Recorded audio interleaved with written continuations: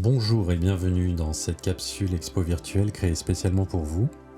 Merci d'être là et sans plus attendre, je vous laisse découvrir ce moment artistique. On commence par ce tableau, Émotion.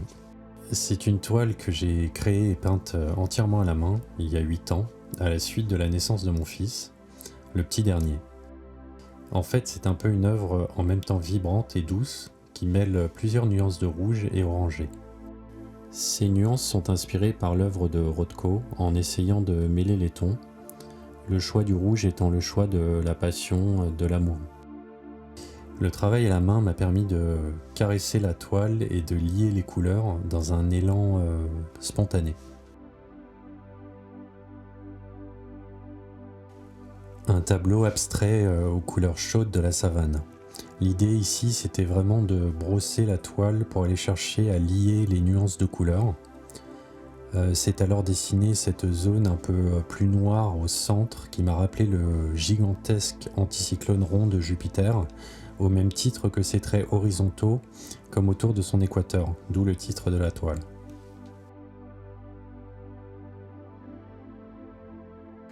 Under the Sun. Il y a toujours un moment en début de soirée, que ce soit en bord de mer comme ici, avec des eaux un peu scintillantes, ou même en pleine ville comme à Paris, où les couleurs chaudes, dorées, ou même orangées viennent envelopper tout ce qui nous entoure comme ça. Et j'aime beaucoup ce moment, j'aime bien l'appeler la Golden Hour, très évocatrice, un peu romantique.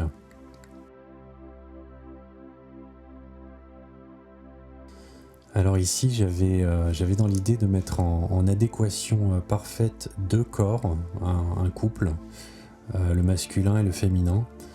Avec le pinceau, du coup, sur un fond complètement épuré, j'ai marqué en un seul tracé unique chacun des corps se faisant face, presque comme attirés l'un vers l'autre.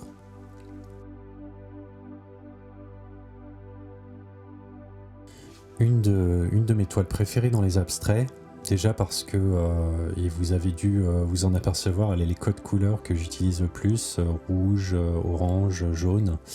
Mais pour l'histoire de la peinture, je l'ai inconsciemment peinte pendant les grands feux dévastateurs en Australie. J'ai regardé la peinture et comme souvent le titre m'est venu à la fin et collait parfaitement avec cette actualité, brûlante si j'ose m'exprimer ainsi.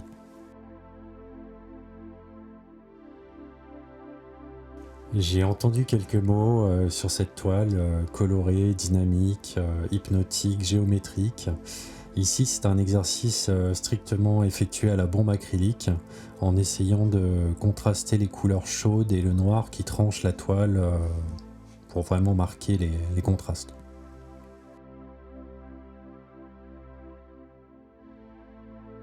À nouveau ici, une peinture plus ancienne dans ma carrière, peinte seulement avec le doigt. Une végétation foisonnante, on y distingue en se concentrant un œil vigilant au milieu du végétal qui ferait presque vivre cette toile animale.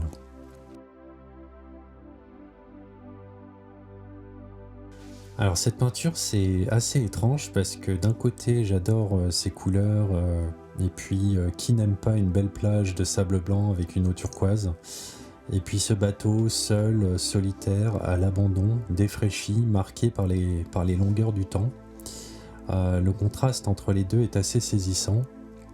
C'est aussi une toile qui marque pour moi un passage à l'essai du figuratif, puisqu'on retrouve ce brossé derrière avec les couleurs liées comme j'ai déjà décrit précédemment. Et j'ai rajouté par-dessus un bateau majoritairement au couteau, qui pour le coup vient compléter l'ensemble.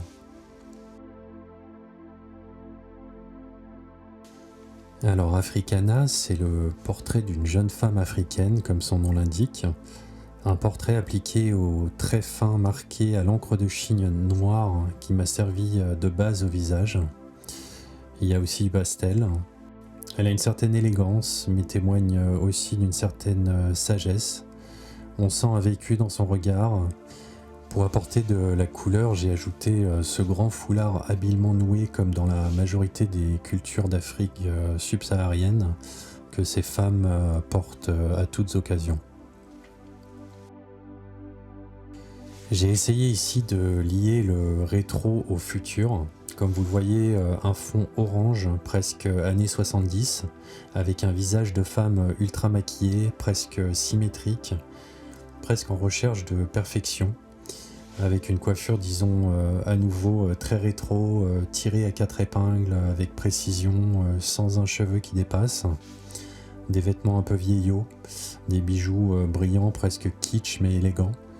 On pourrait se dire que ce portrait a limite été créé par une intelligence artificielle à laquelle on aurait demandé peux-tu me dessiner une femme élégante vivant dans le futur avec des codes des années rétro.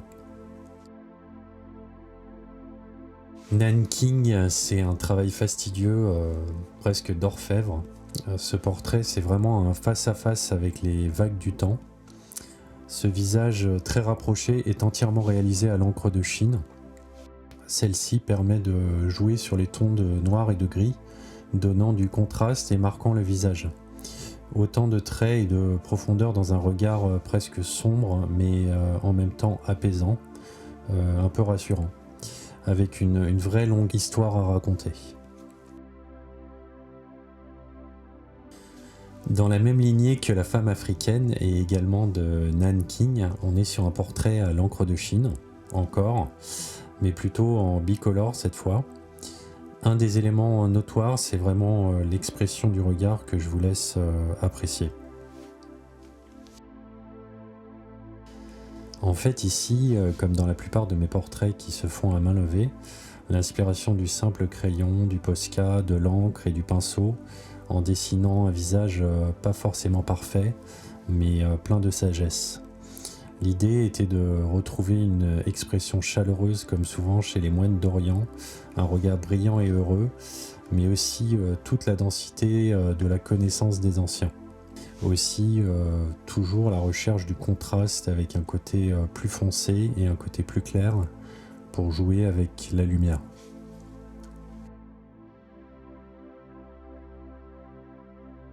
L'histoire de Purity avec cette jeune femme asiatique a commencé sur un support blanc très lisse et complètement à l'instinct, j'ai pris un pinceau avec un manche très long et j'étais placé assez loin du tableau finalement en appliquant un à un des traits de peinture comme ça pour marquer les contours, les éléments du visage, les cheveux, pour enfin colorer tout ça et encore et toujours un accent mis sur les yeux qui pour le coup ne regarde pas directement le spectateur. Elle semble un peu comme figée et douce à la fois. Ici une toile très importante pour moi, avec un souci du détail notamment dans la découpe du pochoir au scalpel, à la Sin City un peu, ambiance noir et blanc contrastée, la femme seule regardant désespérément par la fenêtre, éclairée par une lumière presque lunaire, sur un parquet lisse, brillant, portant une longue robe de soirée aux multiples reflets. On peut imaginer un moment de nostalgie, de la douceur.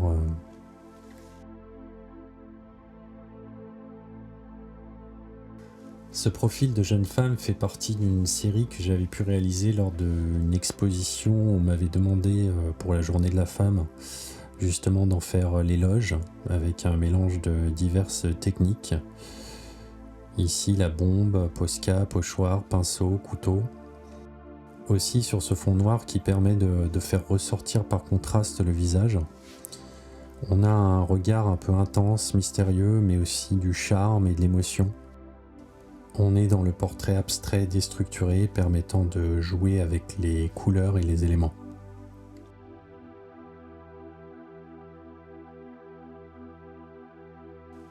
Ici, on peut retrouver les codes couleurs chaudes dans un tableau au graphisme exacerbé.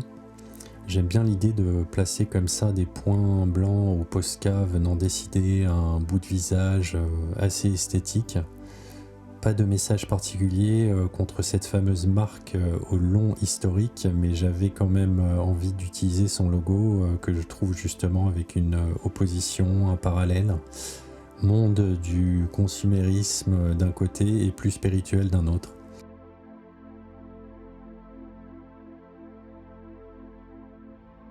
un visage féminin évocateur, limite un peu érotique.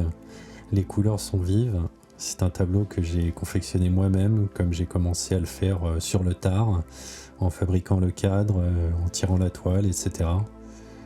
On est vraiment ici dans un univers de réalisme spontané où j'ai jeté sur la toile un simple trait de profil pour ensuite l'habiller.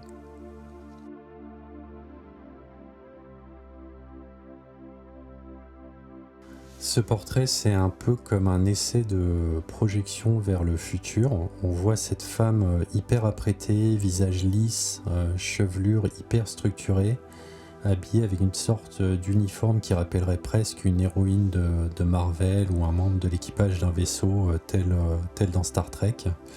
On dirait qu'elle a été conçue informatiquement. J'ai bien aimé l'idée de structurer et mélanger des zones de couleurs comme ça. On le distingue bien dans sa chevelure notamment.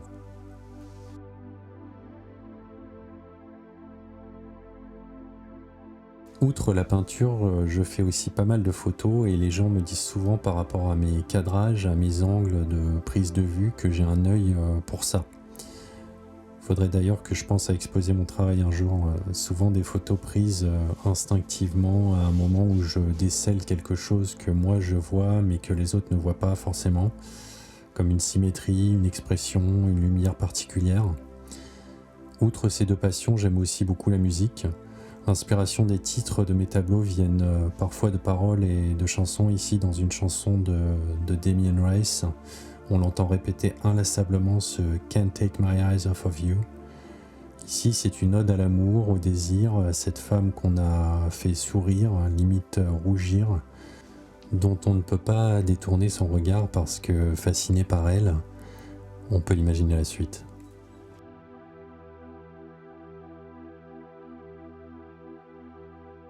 Encore un tableau sur fond noir canson qui pour moi fait toujours ressortir cette lumière et ce contraste. D'ailleurs, depuis le début de cette vidéo, vous avez pu remarquer le jeu de lumière qui caractérise la trame de cette expo virtuelle. C'est bien cela, ombre et lumière. Encore une expression comme si elle prenait une grande inspiration, le regard tourné vers le ciel, un peu comme une libération.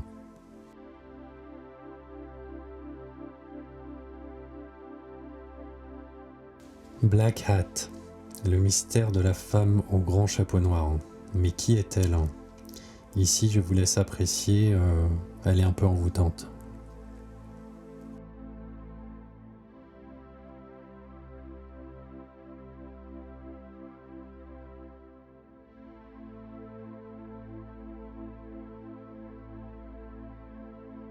Une des nombreuses blanches sur noir ou noir sur blanche. Vraiment, avec un minimum, le contraste est saisissant, comme si elle apparaissait juste pour vous charmer comme ça, susciter le désir. Un seul point de couleur marquant la cigarette. Une de mes préférées, pourtant une des plus simples, si j'ose dire. Comme quoi on peut faire avec peu de choses pour créer l'émotion.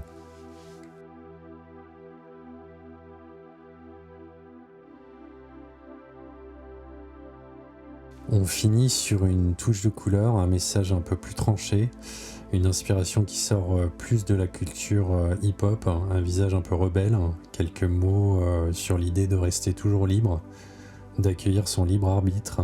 J'aime bien l'effet craquelé de la peinture acrylique colorant les cheveux notamment. Regard encore une fois très intense et profond.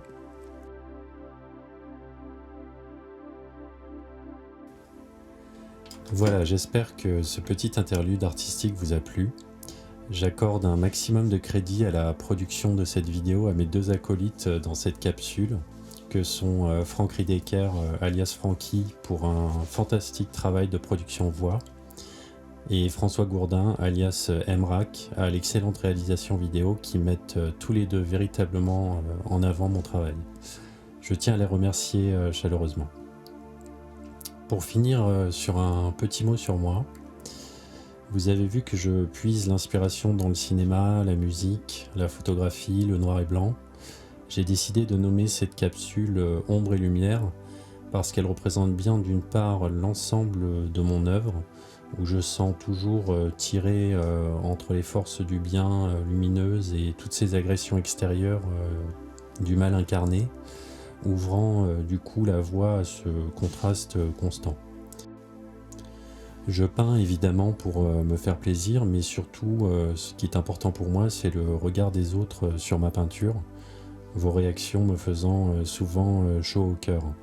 Pour ainsi dire, je suis en recherche de la beauté et d'aller vers la lumière.